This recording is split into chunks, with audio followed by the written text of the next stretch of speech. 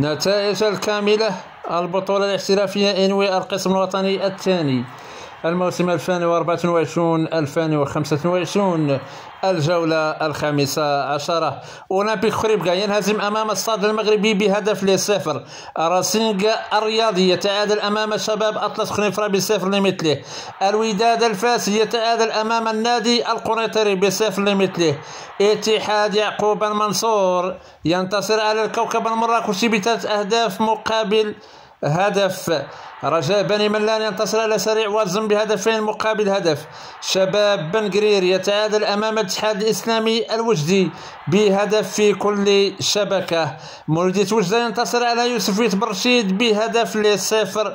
شباب المسيرة ينهزم أمام أولمبيك الجيرة ب2 مقابل هدف.